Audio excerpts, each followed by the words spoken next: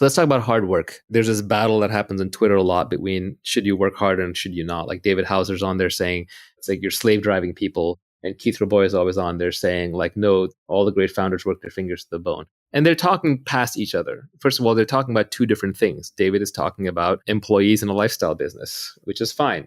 Your number one thing in life, if you're doing that, is not getting wealthy. You have a job, you also have your family, you also have your life. But Keith is talking about the Olympics of startups. He's talking about the person going for the gold medal and trying to build a multi-billion-dollar public company. That person has to get everything right. They have to have great judgment. They have to pick the right thing to work on. They have to recruit the right team, and they have to work crazy hard because they're basically engaged in a competitive sprint. So if getting wealthy is your goal, you are going to have to work as hard as you can. But hard work is absolutely no substitute for who you work with and what you work on. What you work on is probably the most important thing. Finding product market founder fit, to expand on Mark Andreessen's definition, he came up with product market fit, but I would add product market founder fit, which is how well you are personally suited to that business. The combination of that three, that should be your overwhelming goal. And you can save yourself a lot of time if you pick the right area to work in. Picking the right people to work with is the next most important piece. And then third comes how hard you work. But they're like three legs of a stool. If you shortchange on any one of them, the whole stool is going to fall down. So it's not like you can pick one over the other that easily. So the order of operations when you're building a business is, or even building your career, is first figure out what should I be doing? What is something where there is a market that is emerging? There's a product that I can build that I'm excited to work on, and something where I have specific knowledge and I'm really into it. And then second, surround yourself with the best people possible. And no matter how high your bar is, raise your bar.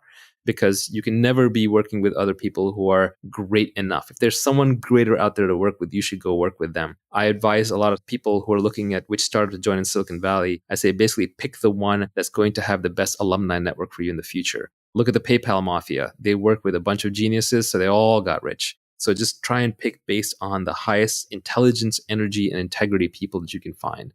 And then finally, once you've picked the right thing to work on and the right people to work with, then you work as hard as you can. This is where the mythology gets a little crazy. People will work 80, 120-hour weeks. A lot of that's just status signaling. It's showing off. Nobody really works 80 to 120 hours a week sustained at high output with mental clarity. Your brain breaks down. You just won't have good ideas.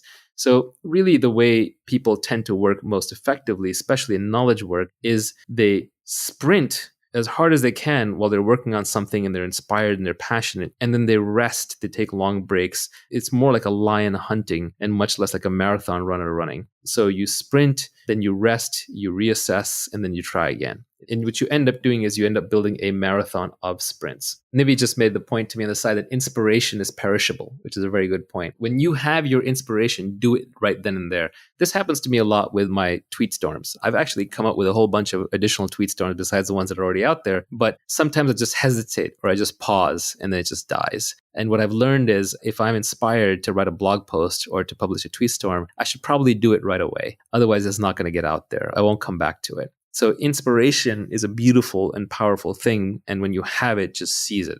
So people talk about impatience. When do you know to be impatient? When do you know to be patient? My glib tweet on this was impatience with actions and patience with results. And I think that's actually a good philosophy for life. Anything you have to do, just get it done. Why wait? You're not getting any younger. Your life is slipping away. You don't want to spend it waiting in line. You don't want to spend it traveling back and forth. You don't want to spend it doing things that you know ultimately aren't part of your mission. And when you do them, you want to do them as quickly as you can while you do them well with your full attention. But then you just have to give up on the results. You have to be patient with the results because you're dealing with complex systems. You're dealing with lots of people. It takes a long time for markets to adopt products. It takes time for people to get comfortable working with each other. It takes time for great products to emerge as you polish away.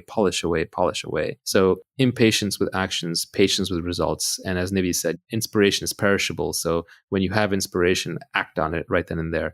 If I have a problem that I discover in one of my businesses that needs to be solved, I basically won't sleep until at least the resolution is in motion. And this is just a personal failing. But if I'm on the board of a company, I'll call the CEO. If I'm running the company, I'll call my reports. If I'm responsible, I'll get on there right then and there and solve it.